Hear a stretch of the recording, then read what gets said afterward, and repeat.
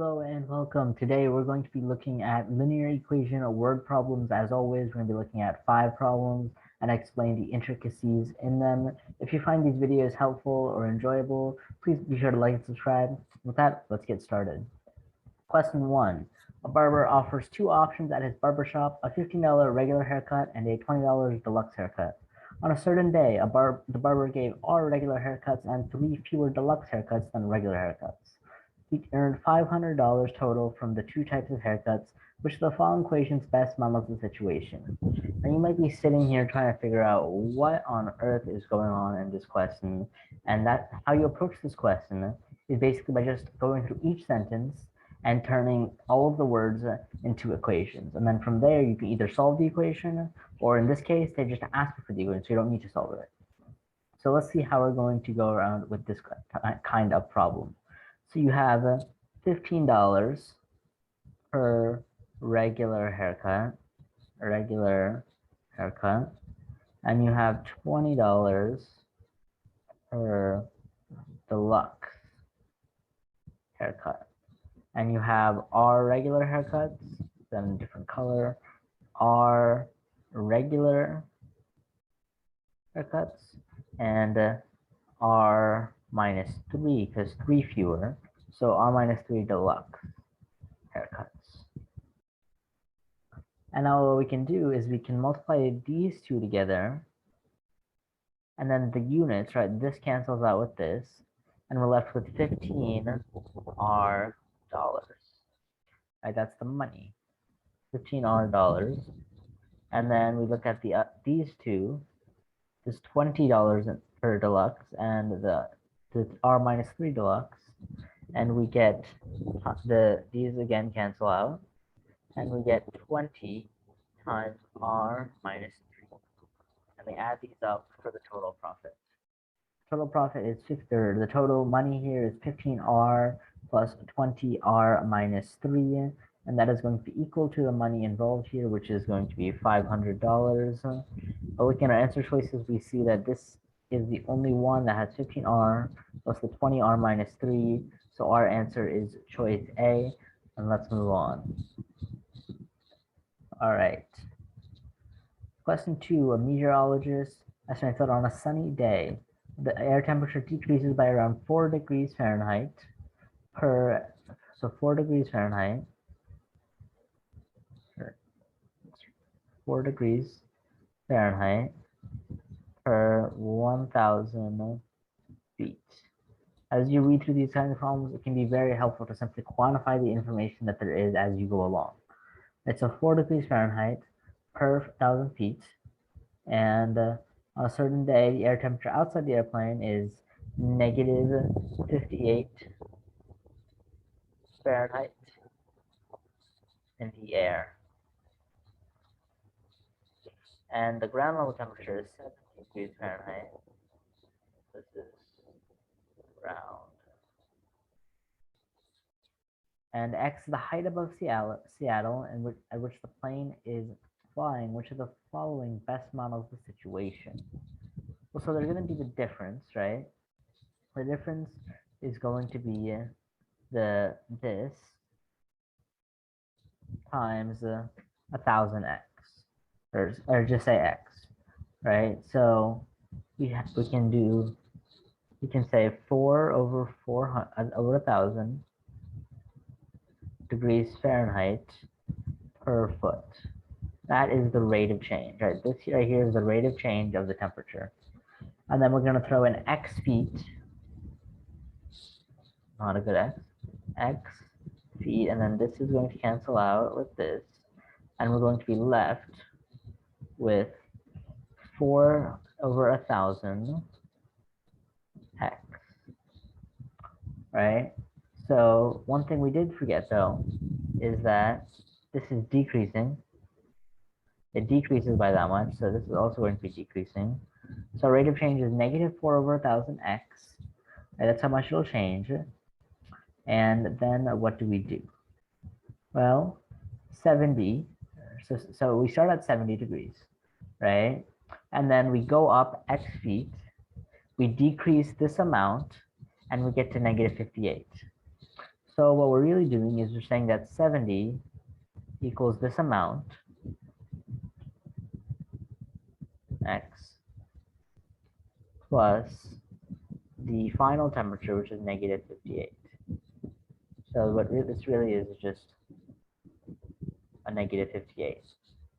And that is our equation. Looking at our answer choices, we can see that it looks to be answer choice A. Let's check just to be sure. And let's see. We get the 70 plus the 58, that's going to be 128 equals negative 4 over 1,000 an x. And we can multiply by 1,000, divide by 4 and everything, but what I want to see here is that x is now going to be negative in this situation.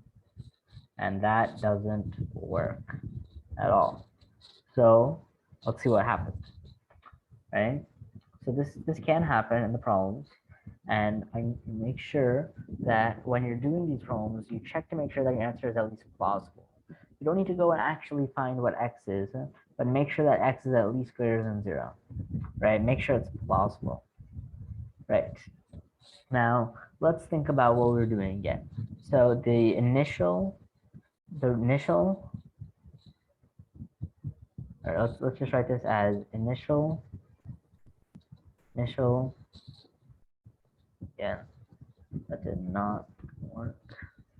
Initial equals the rate times usually we talk about time, right? But it's the rate time, we'll just use time or t plus final. Does this seem right?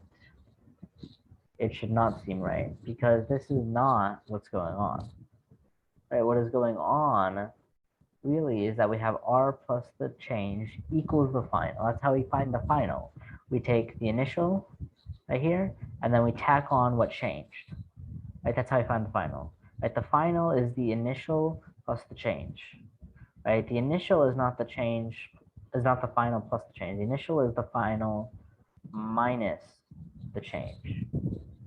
So essentially, if we can say two things, right? We can either say that the initial is the final minus the change, or we can say that the final is the initial plus the change.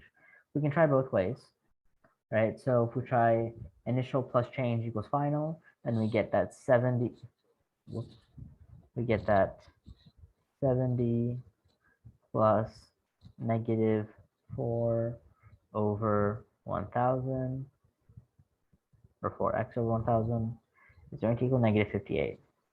And then we can add this negative 4x over 1,000 to both sides, and we get 70 equals 4x over 1,000 minus 58, which looks to be answer choice B. Let's be sure by using the other method we found, which is that initial equals final minus change. So initial equals final minus the change, which is this. Now, these negatives cancel out, and we are left with simply a positive. 70 equals negative 58 plus 4 over 1,000x. That is what is in this answer choice right here for B. So our answer is B. Make sure you check your answer, make sure it's plausible, make sure what you're doing makes sense. Let's move on. Question number 3. Oliver mows lawns in his neighborhood. He charges $10 for each regular yard. All right, we can scribble that down. $10 per reg yard, and an extra $5, so $15 for a large yard. In 1 week, he mowed six more large yards than regular yards and made $265.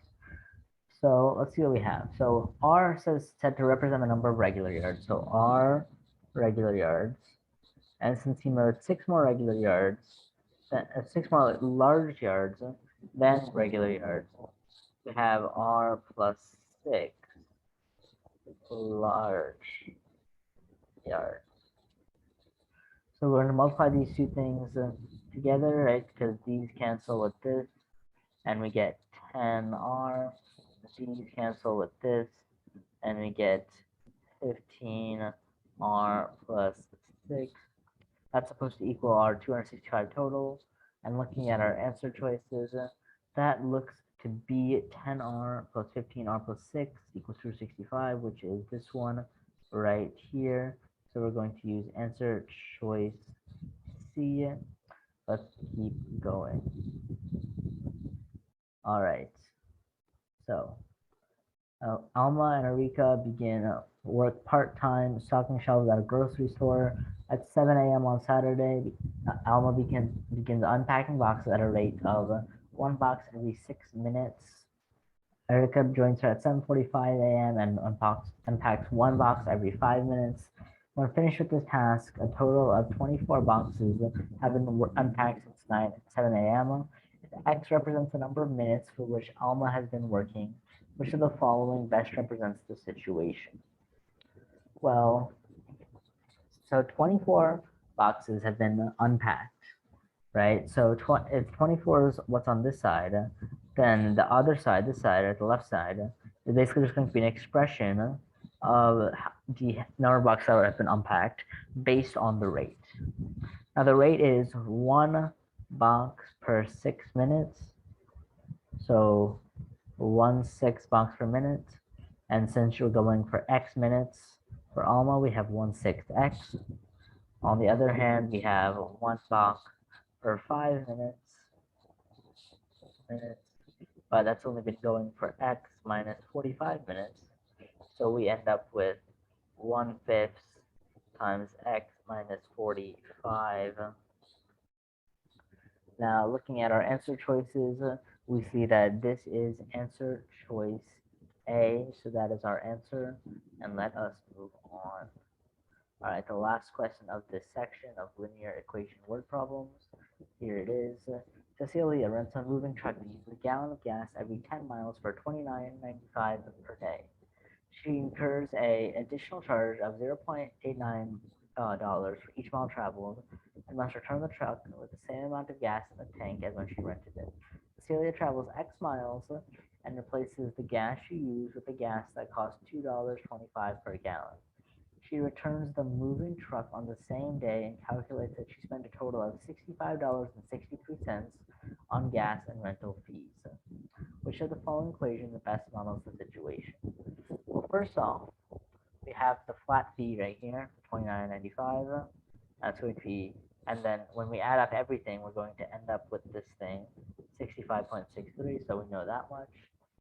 Then we have 0.89 for each mile rented, so that's going to be plus 0.89x, right, for each mile, since we're going for x miles. And then since we're going for x miles, then we need to get x over 10 gas refills, or gallons, because each gallon is for 10 miles, so let's say 10 miles per gallon, right? Now we have x over, now we have x, we have x miles. So since we need 10 miles per gallon, we divide that by the 10 miles per gallon, and we end up with x over 10 gallons, because these two cancel out. And we end up with x over 10 gallons. Each gallon costs $2.25 per gallon. Multiply this together, and we get 2.25 times x over 10, which is only seen in answer choice C. So that is our answer. And we are done with this about linear equation word problems. As you can see, they follow the same pattern. Essentially, we read the question, that we look at every single sentence, we transform the sentences into equations, algebraic equations, and then we just put them together and we figure out what each one means, and we just put it all together, we get equations, we're able to interpret these equations. That is all for this, and I'll see you next time.